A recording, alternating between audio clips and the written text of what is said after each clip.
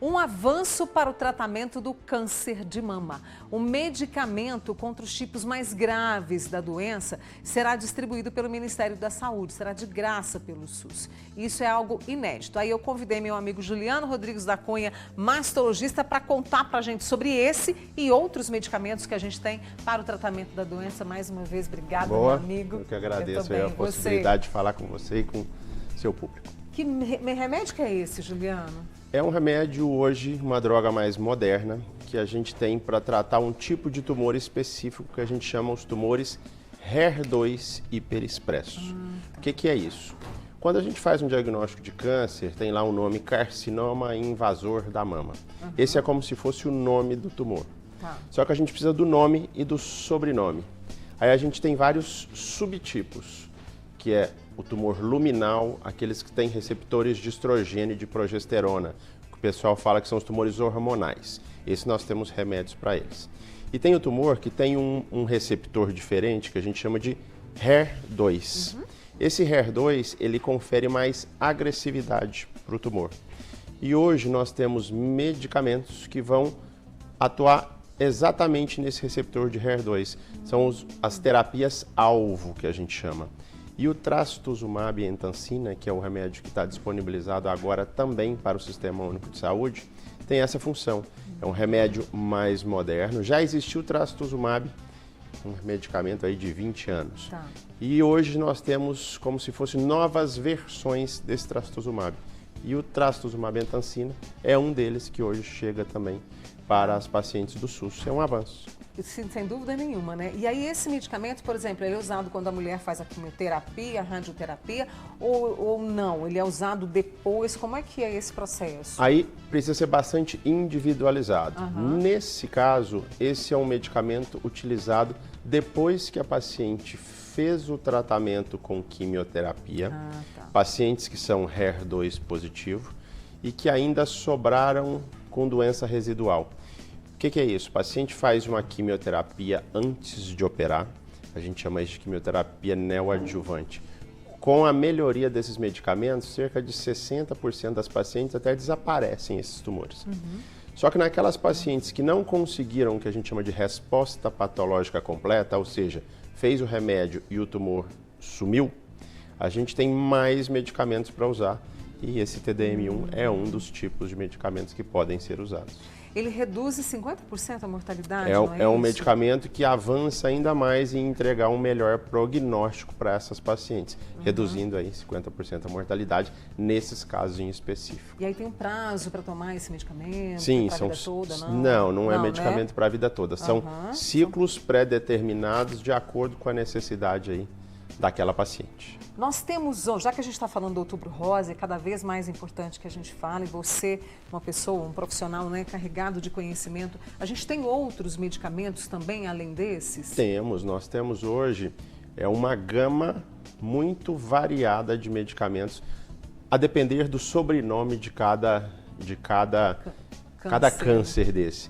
Nos tumores luminais, além dos receptores hormonais lá que a gente bloqueia, os bloqueadores hormonais, hoje tem uma outra linha de medicamentos que a gente chama de inibidores de ciclina, que são muito importantes para tumores que são mais agressivos ou em fases mais avançadas. A gente tem lá para um outro sobrenome de câncer que vocês já devem ter ouvido falar, que são os tumores triplo negativos, que são tumores mais agressivos, ainda que se comparado com o luminal ou com o HER2. Nós temos medicamentos hoje também que a gente chama de imunoterapia, que vai trabalhar o sistema imunológico dessa paciente, aumentando o poder de reação dela frente às células tumorais. Então, cada vez mais a gente tem medicamentos novos para a gente conferir mais segurança oncológica e mais eficácia e com menos efeito colateral. Eu sei que devem ter amigas nossas que estão perguntando, né, que vão até o SUS, estão fazendo tratamento. Esse medicamento, ele vai estar disponível quando? Você já sabe? Porque chegou na semana passada, né? O que a gente hoje entende que existe, a gente sabe que existe um atraso aí entre a liberação, por exemplo, pelo Ministério da Saúde, pelo Sistema Único de Saúde, e a chegada desse medicamento na linha de frente, tá? Para você ter uma ideia, essa medicação foi liberada em 2022. E chegou? E nós temos agora o relato que ela está chegando no país. Nós temos colegas que foram lá simbolicamente buscar o medicamento vindo do exterior. E agora é um outro prazo para esses medicamentos estar aí na rede SUS. Eu acredito que não seja uma etapa tão demorada. O que é o mais difícil é esse trâmite de liberação das leis, compra de medicamento, importação e colocar isso para funcionar em termos de Brasil, né? Juliana, a gente está no Outubro Rosa, eu sei que você tem ali o seu trabalho, né, junto às suas pacientes e quem quer informação, e quando você vem aqui conta pra gente mais.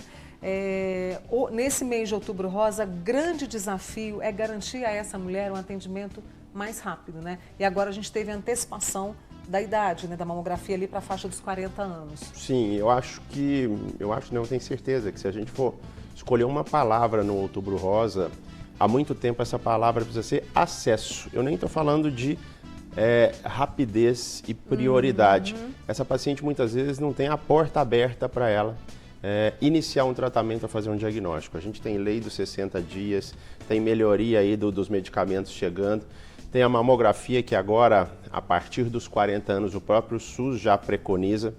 Mas se a gente for pegar um dado que é real, cerca de 30% apenas das mulheres na idade elegível para fazer a mamografia, isso a gente está considerando 50 anos, só 30% dessas mulheres fazem a mamografia. Então, muitas vezes, essa paciente, mesmo sabendo, ela não consegue chegar ao mamógrafo da sua cidade, ou ela não consegue chegar ao posto de saúde para fazer um agendamento. E é uma novela, porque a hora que chega, faz um exame, esse exame demora um tempo para ficar pronto. Precisa gerar uma biópsia, essa biópsia tem mais uma janela para ficar pronta. Então, assim, existe hoje o que a gente chama de navegação dessas pacientes. É como se fosse uma busca ativa e um olhar continuado em cima dessas mulheres para que elas não fiquem paradas nessa fila de atendimento. Tempo é prioritário e é crucial aí num diagnóstico precoce e num tratamento mais adequado para essas mulheres. Hoje ainda o diagnóstico é tardio demais. Infelizmente, a gente ainda tem. A maioria dos tumores nas mulheres são feitos através da palpação, do autoexame, e não pelo rastreamento mamográfico. Significa dizer que a gente está demorando para colocar essas mulheres no mamógrafo para fazer o seu rastreamento. E em estádios mais avançados, principalmente se a gente fala de Sistema Único de Saúde. Exatamente. Você sabe que outro dia eu ouvi de uma paciente que já está em remissão, né, já voltou à vida dela, mas ela me trouxe uma frase que eu queria muito que você me ajudasse a conversar com as nossas amigas, porque ela teve o câncer, passou por todo o processo, não foi fácil, e ela disse assim, eu tenho o câncer aqui, ó, sussurrando. Ela tem muito medo que ele volte. Como é que a mulher pode lidar com isso, Juliano? Porque fica a sombra, né? Sim, eu digo que vencer o câncer é só uma etapa do processo de cura. O câncer é uma doença estigmatizante que gera medo, medo da morte, medo da incapacidade, e tudo isso faz com que essas mulheres ou qualquer pessoa que teve um diagnóstico assim tenha essa sombra sempre que vai fazer o seu exame de controle ou que sente alguma coisa diferente.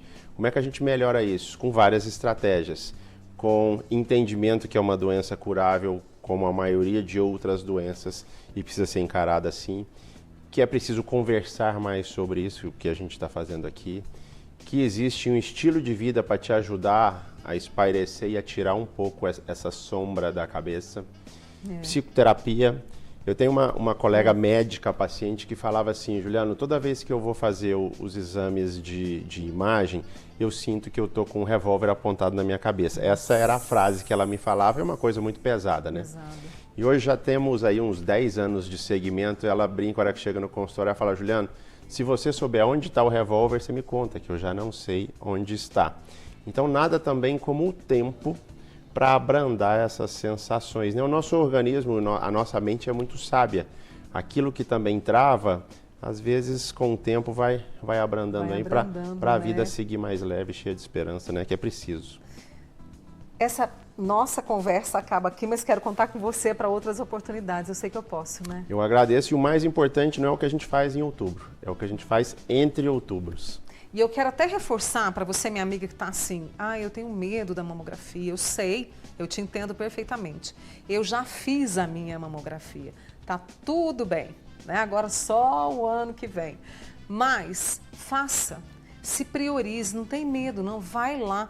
Não quero ir sozinha, pega uma amiga, pega alguém, seu marido, leva com você, mas faça. Tá? E depois me conte. Juliana, obrigada mais uma vez. Você sabe da minha admiração. Obrigada, viu? Aliás, um beijo para a esposa do Dr. Juliana Fabiano, que fez aniversário ontem, né, Juliana? Ontem. Feliz aniversário, Fabiana. Um beijo para você, viu?